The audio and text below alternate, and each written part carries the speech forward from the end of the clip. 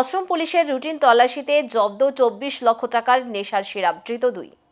বিপুল পরিমাণ নেশার সিরাপ জব্দ করে অসম চোরাইবাড়ি পুলিশের বিশাল সাফল্য। এবার নেশা কারবারিদের আরেকটি নিত্য নতুন পন্থা, ফলের কার্টুনের ভেতরে নেশা সামগ্রী পাচারের কৌশলও ব্যর্থ হলো। ইনচার্জ নিরঞ্জন দাসের নেতৃত্বে ওয়াচ পোস্টের পুলিশ অত্যন্ত তৎপর রয়েছে নেশা সামগ্রী ধরপাকড়ে।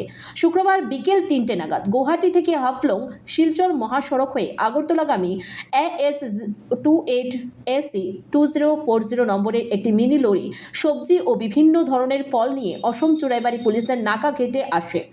পরে কর্তব্যরত পুলিশ কর্মীরা গাড়িটি আটক করে তল্লাশি চালিয়ে ফলের কার্টুনের ভেতরে লুকায়িত থাকা নেশার সিরাপ অ্যাসকফগুলো জব্দ করে মোট 2423 বোতল, যার কালোবাজারি মূল্য প্রায় 24 লক্ষ টাকা বলে জানান ইনচার্জ নিরঞ্জন দাস।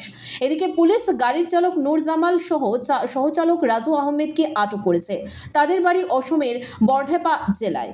ধৃত দ্বয়ের বিরুদ্ধে NDPS আইনে মামলা দায়ের করে শ্রীভূমি আদালতে প্রেরণ করা হবে। সাইকোট্রপিক সাবস্টেন্স এটা পেয়েছি। প্রত্যেক বোতলে 100 ml করে আছে, যেটার মার্কেট ভ্যালু, ব্ল্যাক মার্কেটে যেটা ভ্যালু হবে 24 লাখের ঊর্ধ্বে হবে বলে আমরা সন্দেহ করছি। আর গাড়িটা আসছিল হাফলং বরপেটা রোড থেকে হাফলং হয়ে ভায়া শিলচর ত্রিপুরাতে যাচ্ছিল, আগরতলা যাচ্ছিল।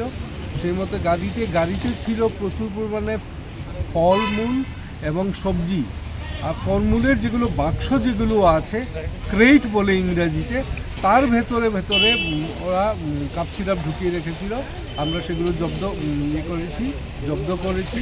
ড্রাইভার আটক হয়েছে এবং ড্রাইভারের সাথে একজন হেল্পার ছিল, হ্যান্ডিম্যান ওর হেল্পার হোয়াট এভার ইউনিসে, ওদের দুজনকে আমরা আটক করেছি। আর যথোপযুক্ত আইনগত ব্যবস্থা এখন নেওয়া হচ্ছে। একমতে ওদের বিরুদ্ধে এখন কেস রেজিস্টার হয়েছে, আর সেই মতো আইনগত শাস্তি প্রদান করা হবে।